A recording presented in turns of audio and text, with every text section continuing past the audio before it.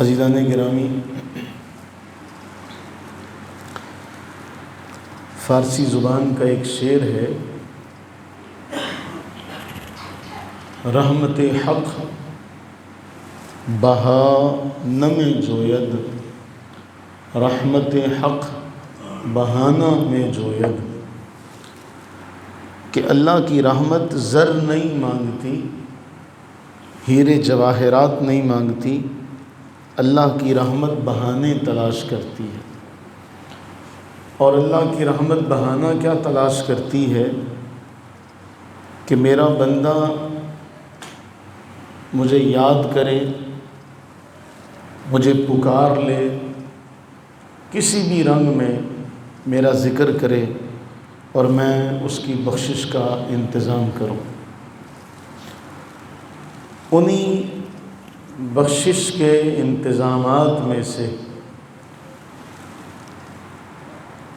ہمارے پاس ایک بہترین موقع یہ ذوالحجہ کے شروع کے 10 دن ہیں، جن کے بارے اکثر مفسرین قرآن کریم کی اس آیہ مقدسہ کے تحت کہ اللہ رب العزت نے قرآن کریم میں فرمایا والفجر، قسم ہے فجر کی، ولیال عشر، اور 10 راتوں کی۔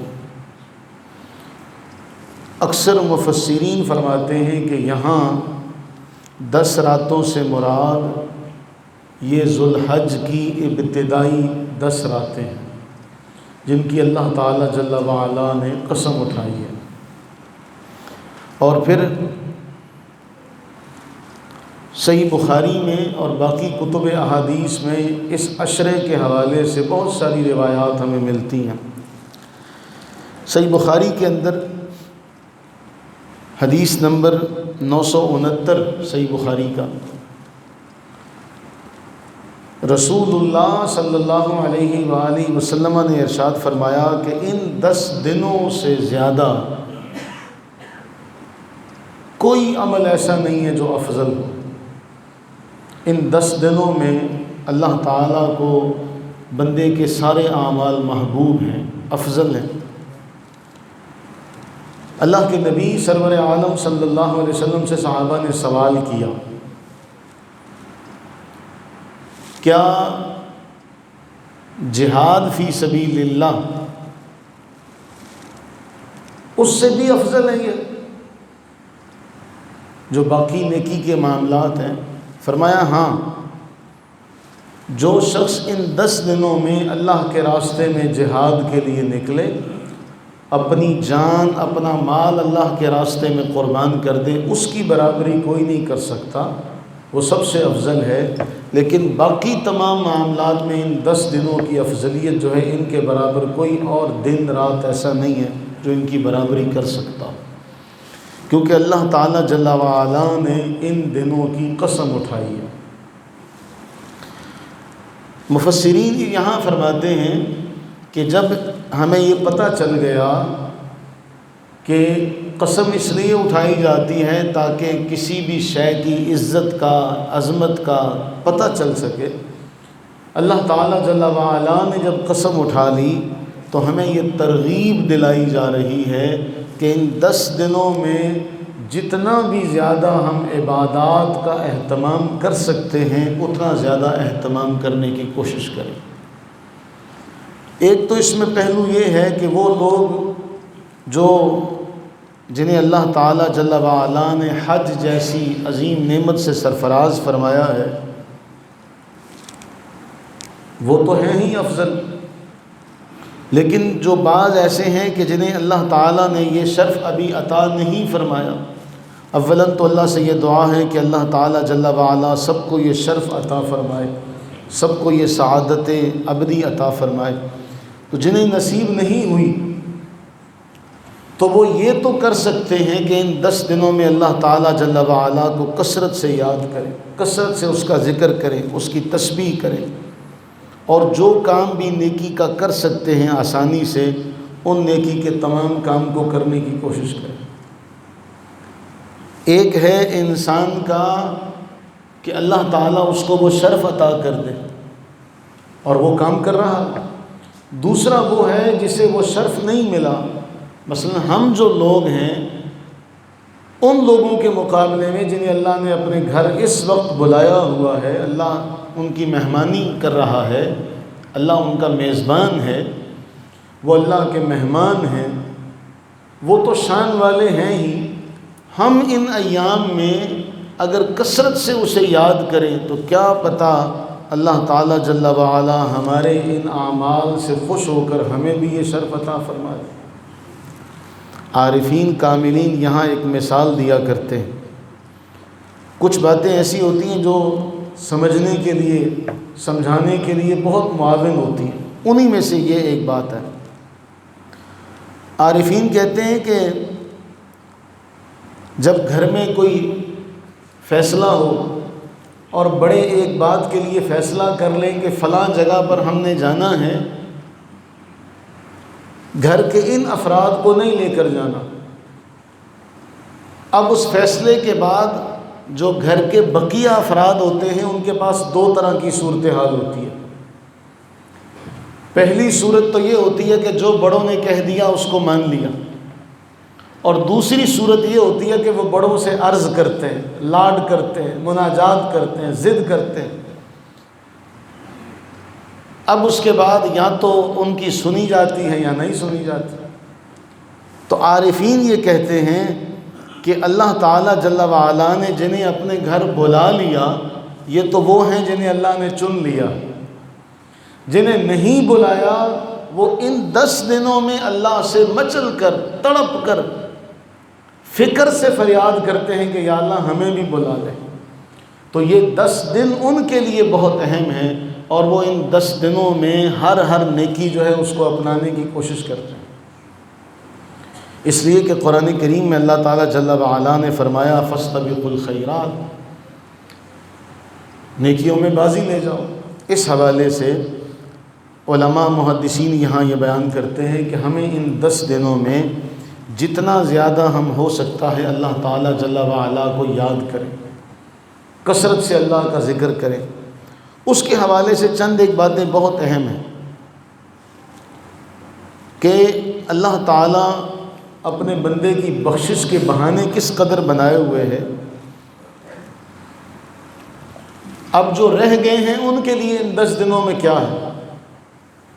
علماء بیان کرتے ہیں وہ ان 10 دنوں میں ان تمام اوقات کا احاطہ کرنے کی کوشش کریں، ان تمام اوقات کو حاصل کرنے کی کوشش کریں جو اللہ کی رحمت کے قریب کر دیتے ہیں۔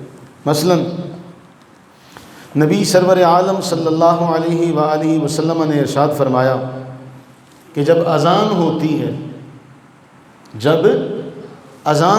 ہے، مسند ابی یعلا کی روایت ہے، اذا نودی بالصلاۃ، جب تمہیں نماز کے لیے پکارا جاتا ہے، اذان دی جاتی ہے، فتحت ابواب السماء، آسمان کے دروازے کھول دیے جاتے ہیں۔ اور دوسرا، دعا مقبول ہو جاتی ہے۔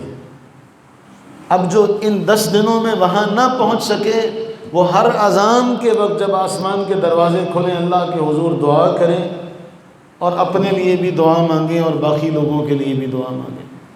وہ جو 10 راتوں کی فضیلت ہے، جن 10 راتوں میں ائمہ محدثین نے فرمایا کہ ہر مسلمان کو یہ چاہیے کہ وہ جب آسمان کے دروازے کھلتے ہیں اللہ کی طرف سے رحمتوں کا نزول ہوتا ہے، ہر اس لمحے کو پانے کی کوشش کریں۔ ان میں ایک میں نے ذکر کر دیا، کون سا ہے؟ جب اذان ہوتی ہے۔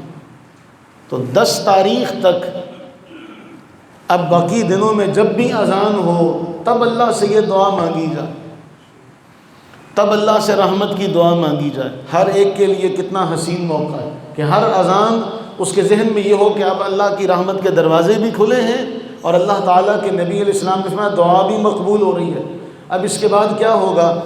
آپ جب بھی اذان کہی جائے گی اذان کے الفاظ کو توجہ سے سنیں گے، جو اب تک شاید نہ سنے ہوں، بے توجہی سے گزر گئے ہوں۔ اب جب یہ سامنے ہوگا معاملہ کہ یہ 10 دن بڑی شان والے ہیں تو آپ ان اذان کے الفاظ کو بھی بڑے غور سے سنیں گے۔ پہلا موقع۔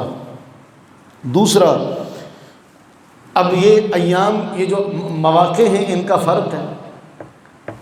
پیر اور جمعرات، اللہ کے نبی سرور عالم صلی اللہ علیہ وسلم نے فرمایا کہ اللہ کے حضور معاملات پیش کیے جاتے ہیں، بندوں کے اعمال اللہ کے حضور پیش ہوتے ہیں۔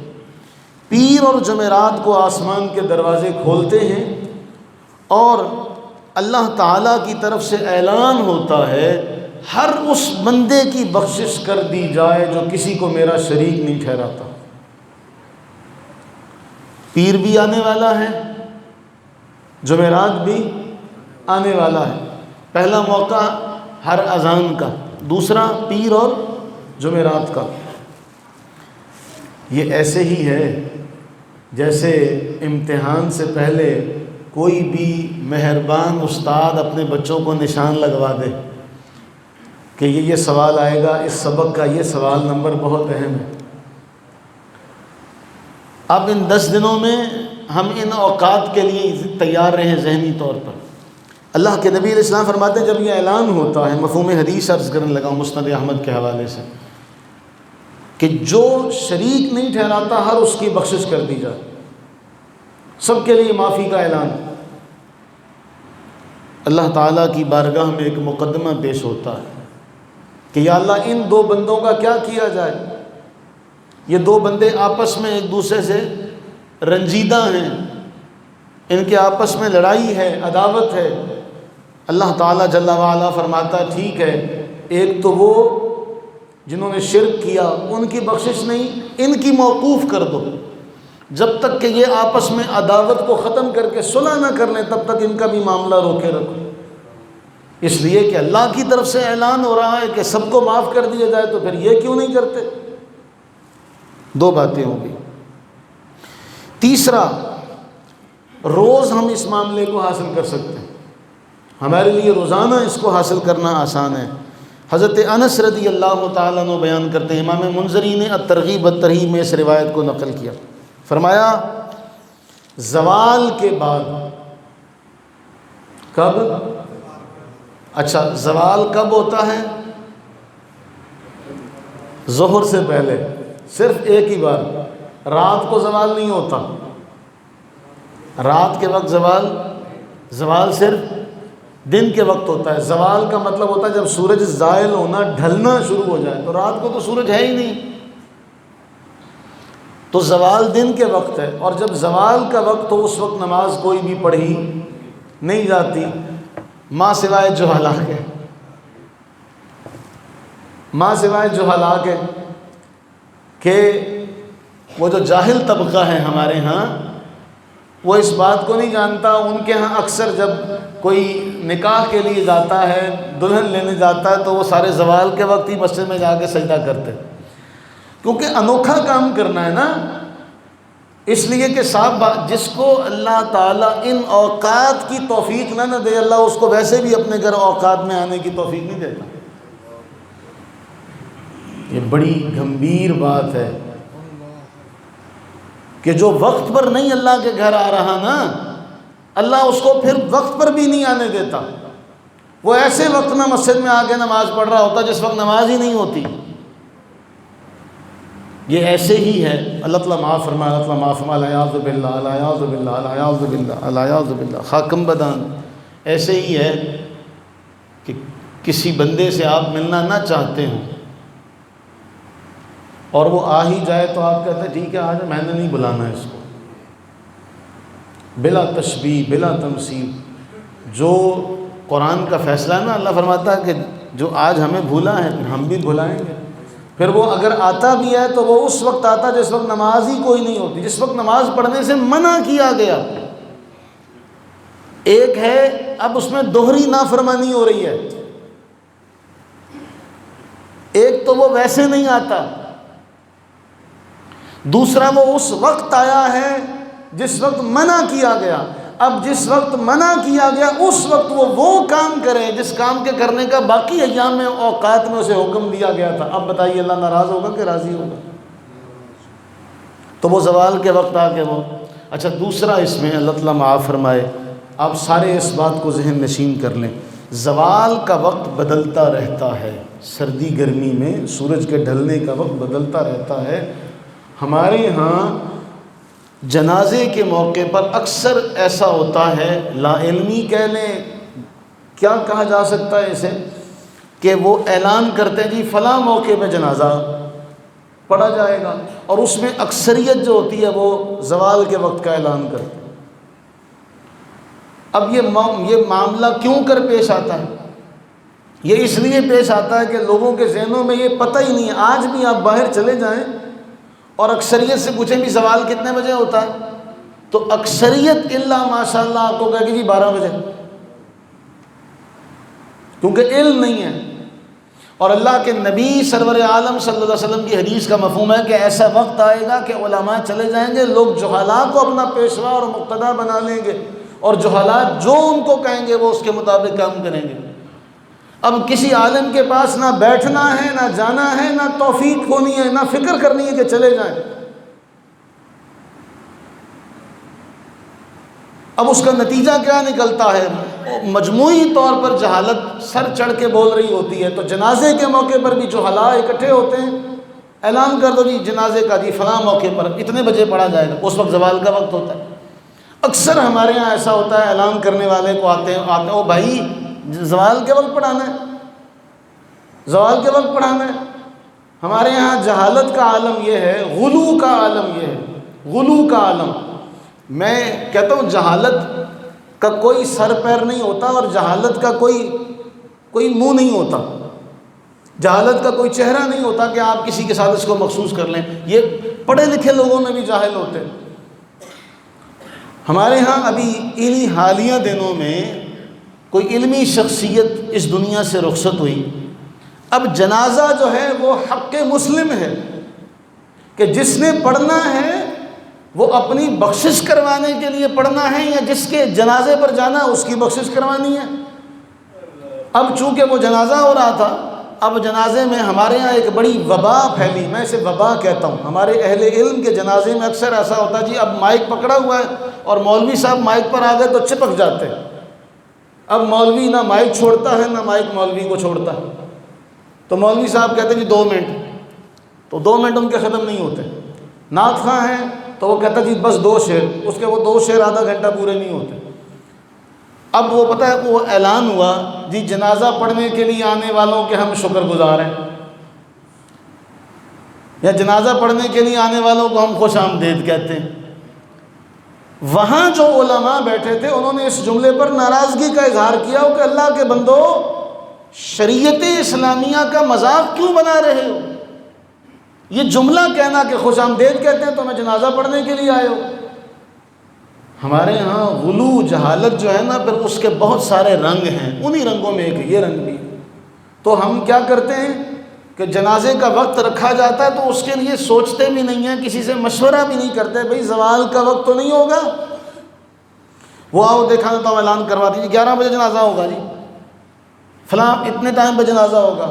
اچھا پھر انہیں بتایا جائے تو آگے سے کہتے ہیں کوئی نہیں کہ بندے انتظار کر لیں گے۔ یعنی ہم نے کسی بھی بات کا کوئی معیار نہیں رکھا۔ تو اس حوالے سے یہ بڑی اہم بات ہے کہ زوال کے بعد جب زوال کا مکروہ وقت گزر جاتا ہے تب امام منذری فرماتے ہیں انہو اذا زالت الشمس، جب سورج ڈھل گیا، فتحت ابواب السماء، اب ظہر کا وقت شروع ہوا، دروازے کھل گئے آسمان کے دروازے کھلے، فلا یغلق منہا باب حتی یصلی الظہر، جب تک کہ ظہر نہ پڑھ لی جائے تب تک دروازے بند نہیں ہوتے، جب تک ظہر نہ ادا کر لی جائے ان میں سے کوئی ایک بھی دروازہ بند نہیں ہوتا۔ اب اللہ کے نبی سرور عالم صلی اللہ علیہ وسلم فرماتے ہیں، حضرت انس کہتے ہیں کہا کہ مجھے پسند ہے دروازہ کھلا ہو اور میرے اعمال جا رہے ہوں۔ بھئی اصل معاملہ قرآن کریم کے حکم کے مطابق، حدیث پاک کے مطابق تو یہی ہے نا کہ دروازہ کھل رہا ہے کس لیے؟ رحمتوں کے نزول کے لیے اور آپ کے اعمال کے جانے کے لیے۔ تو آپ اعمال اس وقت کریں جب دروازہ بھی کھلا ہو رحمت بھی برس رہی ہو۔ تو ہمارے لیے یہ بہترین موقع ہے کہ ظہر کی نماز جب سورج ڈھلے تو ہم رحمت کا چونکہ دروازے کھلے ہوتے ہیں، اس وقت ہم نیکی کا کام کرنے کی کوشش کریں۔ اس کے بعد دوسرا موقع سلسلہ صحیحہ میں شیخ البانی نے اس کو نقل کیا، یہ تھوڑا سا مشکل ہے۔ تفتح ابواب السماء نصف اللیل، اب رات آدھی رات کو دروازے کھلتے ہیں۔ کب کھلتے ہیں؟ آدھی رات کو۔ اچھا آپ بچے اس بات کو ذہن نشین کر لیں سارے، اب عشاء کی نماز ہو رہی ہے تقریباً 9:15 بجے، 9:20 پر، 9:30 بجے، عام جو ماحول ہے اس کے مطابق 9:30 بجے نماز ہو رہی ہے، 9:20 پر ہو رہی ہے۔ اب نماز کے بعد رات شروع ہوتی ہے۔ اب صبح 3:30 بجے تک یہ رات کا دورانیہ ہے، آپ 10 بجے سے لے کر 3:30 بجے تک کا وقت لگا لیں۔ اب ہمارے نوجوان کیا کرتے ہیں؟ آدھی رات تک جاگتے ہیں، اور جب تفتح ابواب السماء، جیسے ہی آسمان کے دروازے کھلتے ہیں تب وہ سونے کے لیے چلے جاتے ہیں۔ میں ایک بات آپ کے سامنے عرض کروں،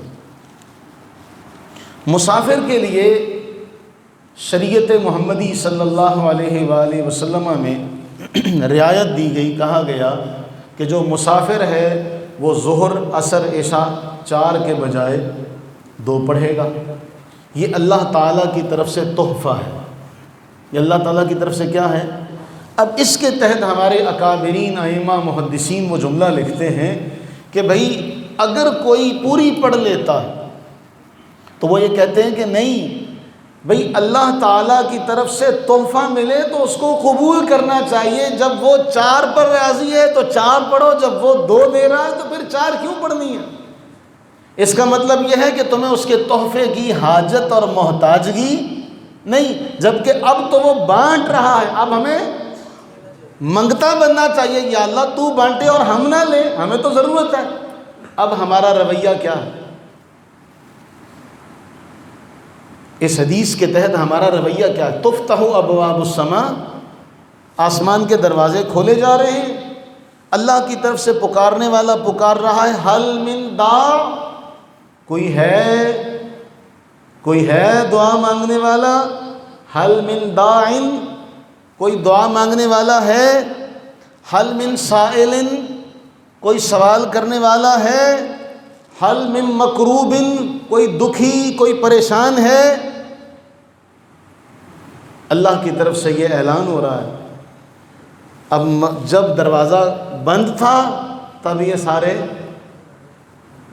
بولو، تب یہ سارے، اب دروازہ کھلا، اب منگتوں کو تو کیا چاہیے؟ ایمانداری سے بتائیے، آپ سب نے دیکھا ہوگا، میں بات مختصر اور اشارتاً کرتا ہوں۔ ہمارے ہاں کئی جگہیں ایسی ہیں جہاں پر ٹائم لینا پڑتا ہے، ہاسپٹلوں میں کئی ڈاکٹر ایسے ہیں جن کا ٹائم لینا پڑتا ہے، تو بھئی ان کا ٹائم جو ہے نا وہ بڑے مخصوص نمبر ہیں، مخصوص تعداد ہے جو وہ پرچی پر ڈاکٹر دیکھتے ہیں۔ اب وہاں لینے کے لیے سارے اس سے پہلے پہنچتے ہیں۔ بہت سی جگہوں پر ایسا، بہت سی ورکشاپ ایسی ہیں جہاں پر ٹوکن جاری ہوتا ہے کہ جی پہلے 10 ٹوکن وہ جاری کرتے ہیں اتنے بجے، اب لوگ اس سے آدھا گھنٹہ پہلے وہاں پر پہنچے ہوتے ہیں کہ پہلا ٹوکن ہمیں مل جائے، دوسرا ہمیں مل جائے۔ ہے ایسا کہ نہیں ایسا؟ ڈاکٹر کے ساتھ بھی ایسا ہی ہے، بڑے بڑے ڈاکٹر، مشہور ڈاکٹر ہیں جن کا اپائنٹمنٹ لینے کے لیے نمبر پرچی جاری ہوتی ہے اور لوگ وہاں پہ لائن لگا کے کھڑے ہوتے ہیں۔ بہت ساری ورکشاپ ایسی ہیں جہاں پر مطلوبہ وقت سے پہلے وہ ٹوکن جاری کرتے ہیں اور لوگ وہاں پر لائن لگا کے کھڑے ہوتے ہیں۔ معاملہ دنیا میں ہو تو ٹوکن کی کاؤنٹر کی کھڑکی کھلنے سے پہلے وہاں پر لوگ موجود، معاملہ دنیا کا ہو تو کاؤنٹر کھلنے سے پہلے وہاں پر سائلین کی، مانگنے والوں کی، مریضوں کی، گاڑی ٹیوننگ کروانے والوں کی قطار۔ معاملہ دین کا ہو وہاں کھڑکی کھلی ہے، دروازہ کھلا ہے، مانگنے والا کوئی نہیں۔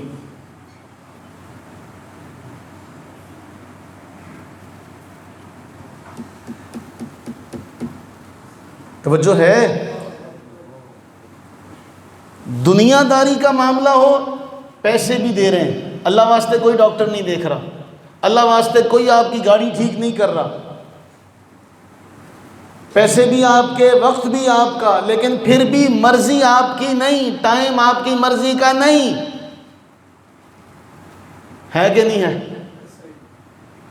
اور پیسے دینے کے باوجود بھی ڈاکٹر کا اسسٹنٹ آپ کو ڈاکٹر سے بات نہیں کرنے دیتا. بولیے، وہ جو اسٹاف ہوتا ہے وہ آپ کو ڈاکٹر کے پاس بھی نہیں جانتے، ڈاکٹر آپ سے 10 فٹ دور بیٹھتا ہے، دور سے بیٹھ کے آپ کی بات سنتا ہے، وہی آپ کو چیک چک کر کے کہا چلو بھائی اگلے مریض نے آنا ہے. پیسے بھی دیے ہوئے ہیں، 2 گھنٹے انتظار بھی کیا ہوا ہے.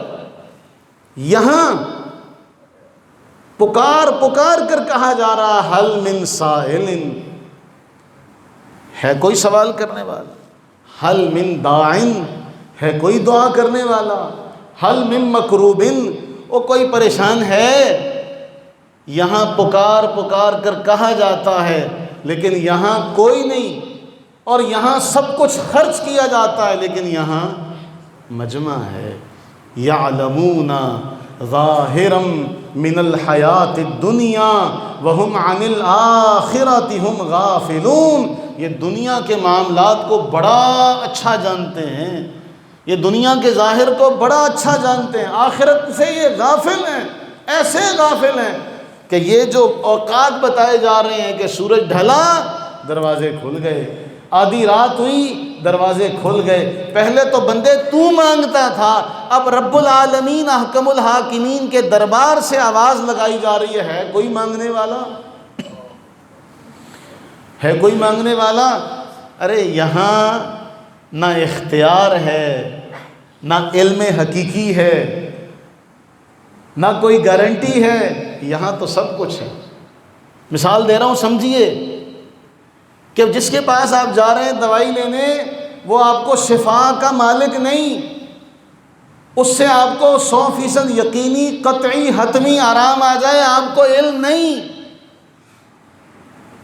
دیکھیے جا کر بڑے بڑے ڈاکٹر ہیں، ان کے پاس لائنیں لگی پڑی ہیں، تڑپ رہے ہوتے ہیں، پیسے بھی دے رہے ہوتے ہیں، لیکن مجال ہے پیسے دے کر بھی وہاں کچھ بول سکیں، وہاں پہ خاموش رہتے ہیں. وہ بد تہذیبی ہوگی، کچھ بولیں گے، کہیں گے الٹریٹ ہے، ان ایجوکیٹڈ ہے، اس کو پتہ نہیں ہے، یہاں کا بیہیویئر اس کا ایسا ہے.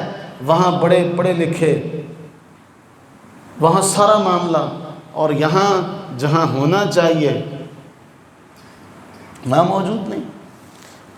فرمایا تفتح ابواب السماء نصف اللیل فینادی مناد، آدھی رات ہوتی ہے دروازے کھول دیے جاتے ہیں، پکارنے والا پکارتا ہے کوئی سوال کرنے والا اس کا سوال پورا کیا جائے، ہے کوئی دعا مانگنے والا اس کو اس کی مراد دی جائے. حل من مکروب، ہے کوئی پریشان حال، فیفرج عنہ، اس کی پریشانی کو، اس کی مصیبت کو دور کیا جائے. فرمایا فلا یبقى مسلم یدعو بدعوت الا استجاب اللہ عز وجل لہ. فرمایا جو مسلمان بھی دعا کرتا ہے اللہ اس کی دعا قبول فرماتا ہے. جو مسلمان بھی دعا کرتا ہے اللہ اس کی دعا قبول فرماتا. تو ہمارے لیے تو یہ سارے معاملات ہیں کہ اگر ہم وہاں جا نہیں سکے، ہم وہاں نہیں جا سکے، تو میں ایک آسان سا، سب سے آسان نسخہ، جامع ترمذی کی روایت ہے، آپ کے لیے زوال کے بعد بھی تھوڑا مشقت ہے، پیر جمعرات کے لیے بھی مشقت ہے، آدھی رات کو بھی مشقت ہے، اور اذان کا انتظار کرنا بھی مشقت ہے. میں پہلے کہا تھا اللہ کی رحمت بہانے تلاش کرتی. جامع ترمذی کی روایت ہے، حضرت ابو ہریرہ رضی اللہ تعالیٰ عنہ بیان کرتے ہیں ما قال عبد، رسول اللہ صلی اللہ علیہ وسلم نے فرمایا جب کوئی بندہ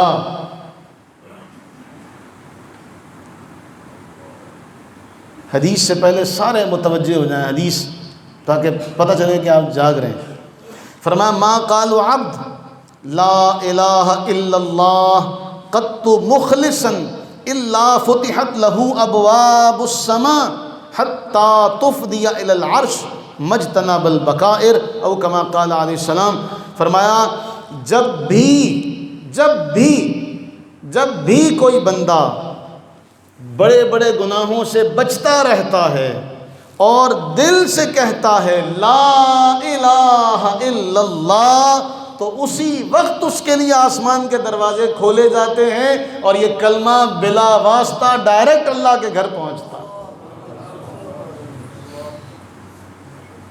کتنا بڑا شرف اور کتنا بڑا فضیلت کا کرم کا معاملہ ہے۔ کبائر گناہ سے بچتا رہے، جب بھی پڑے گا اللہ تعالیٰ فوری، کیا کریں ہم جھلے لوگ ہیں، وہ سمجھانے کے لیے کبھی کبھی مثال دینی پڑتی ہے۔ آپ کسی کو واٹس ایپ کے اوپر میسج کریں، وہ ڈبل ٹک لگ جائے، آپ کو کتنی خوشی ہوتی ہے میرے یار تک پہنچ گیا، اور آپ کا محبوب اور مطلوبہ نمبر بند ہو اس کا ڈیٹا، تو اب وہ ایک نشان لگتا ہے، آپ بار بار دیکھتے ہیں پہنچا نہیں پہنچا، پہنچا نہیں پہنچا۔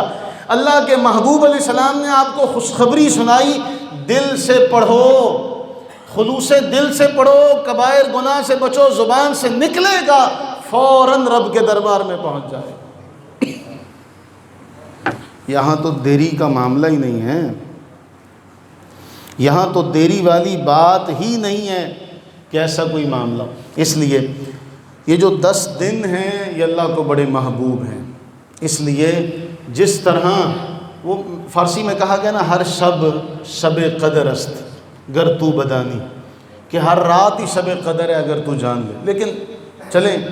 لیکن ایسا نہیں نہ سمجھا جا سکتا، لیکن جیسے رمضان میں پورا مہینہ مسجدیں آباد نظر آتی ہیں، جہاں نماز پر بیٹھے لوگ نظر آتے ہیں، قرآن کھلتا ہے، تلاوت ہوتی ہے، باقی جو اب 8 دن ہیں آپ ان میں کوشش کریں کہ اسی طرح رونق ہو آپ کے دل میں، آپ کے دل کی بستی اسی طرح اللہ تعالیٰ کی طرف لو لگانے کے لیے مچل رہی ہو، تڑپ رہی ہو، اور آپ اسی طرح سے اللہ تعالیٰ کو یاد کرنے کے لیے وہ جذبہ، وہ محبت، وہ سب آپ کا نظر آنا چاہیے۔ آخری بات کہہ کے بات مکمل کرتا ہوں۔ مسئلہ پتہ ہے کیا ہے؟ دین پر چلنا مشکل نہیں ہے۔ میں صرف یہ پورا ایک موضوع ہے، لیکن اس موضوع کی صرف ایک لڑی آج بیان کرتا ہوں، پھر باقی انشاءاللہ کبھی زندگی نے وفا کی تو پھر یہ سارا فلسفہ آپ کے سامنے رکھوں گا۔ دین پر چلنا مشکل نہیں ہے، لیکن جب پورا معاشرہ 180 ڈگری پر اس کے خلاف چل رہا ہو تب ہمیں مشکل لگتا۔ بات سمجھ رہے ہیں؟ دین پر چلنا مشکل نہیں ہے، لیکن جب معاشرہ خارج کے جتنے معاملات ہیں وہ سارے ٹوٹلی اس کے خلاف ہیں، عقائد، نظریات، معاملات، عبادات، سب کچھ، ہر چیز دین کی مخالفت میں۔ آپ کا میڈیا، آپ کے جتنے بھی وسائل ہیں وہ سب دین کے خلاف ہیں۔ ایک مثال دیتا ہوں، آپ میں سے کس کے بچے ابھی اسکول پڑھ رہے ہیں؟ جس کے بچے اسکول جا رہے ہیں وہ ہاتھ کھڑا کریں۔ اچھا ٹھیک ہے، جزاک اللہ۔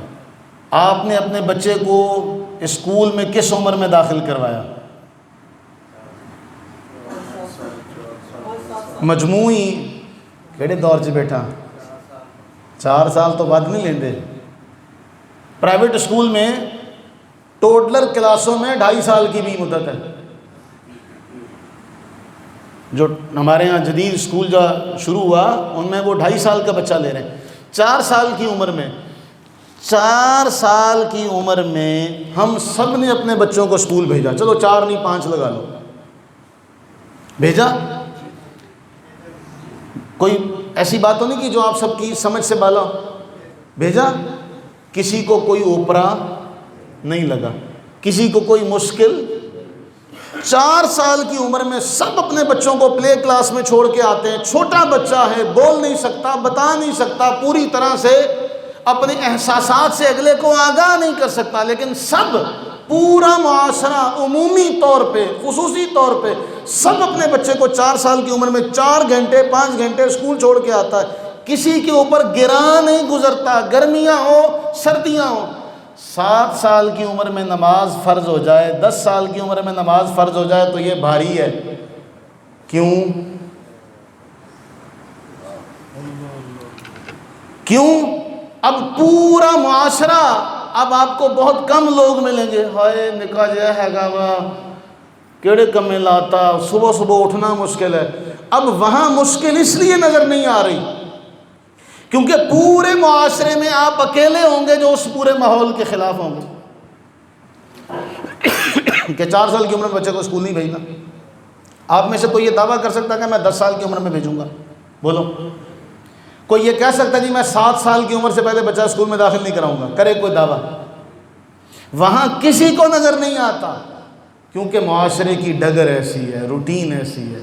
ہم نے بھی اسلام کو ایسا بنا لیا ہے، ہم نے اسلام کو ایسا سمجھا ہوا ہے کہ یہ مشکل ہے، اس لیے کہ ماحول ہم نے ایسا نہیں بنایا، اس لیے ہمیں اسلامی معاملات، اسلامی تعلیمات، اسلامی عقائد، اسلامی افکار اس لیے ہمیں بھاری لگتے ہیں۔ گرمی کا موسم ہے، ہر ایک کو مشکل پیش آتی ہے۔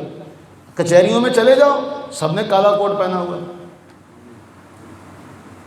کوئی مرد و عورت کی تخصیص نہیں ہے۔ اتنی گرمی میں وہ سارے کالا کوٹ پہن کے پھر رہے ہیں۔ کیوں؟ وہاں کا ماحول ہے جو انہوں نے بنا لیا ہے، وہاں گرمی نہیں ہے، وہاں کون سا برف باری ہو رہی ہے، ہر ایک نے کوٹ پہنا ہوا، کسی کو نہیں نظر آ رہا وہ اتنا باریک بھرکم کوٹ تو نے گرمی میں پہنا ہوا ہے، مر جائے گا۔ لیکن یہ آپ کی ذمہ داری تھی کہ آپ اسلامی ماحول بنا کے اپنے بچوں کو دیتے، اپنی برادری، اپنے خاندان، اپنے محلے میں دیتے تاکہ کوئی اس کو اجنبی نہ محسوس کرتا۔ یہ وہ ٹرننگ پوائنٹ ہے جس کے بارے مجھے ڈر ہے نبی علیہ الصلوۃ والسلام کی وہ حدیث کہ اسلام اجنبی ہو جائے گا۔ وہ اجنبی کیوں کر ہوگا کہ ہم نے جو ماحول دینا ہے وہ ماحول ایسا ہوگا کہ اسلام پر چلنے والا بھی اجنبی، اسلام بھی اجنبی۔ اللہ تعالی ہم سب پر اپنی رحمتیں برکتیں نازل فرمائے اور ہمیں اپنے ماحول، اپنے معاملات، اپنی افکار، اپنی سوچ کو اسلامی بنانے کی توفیق عطا فرمائے۔ آمین ثم آمین وما علینا الا البلاغ۔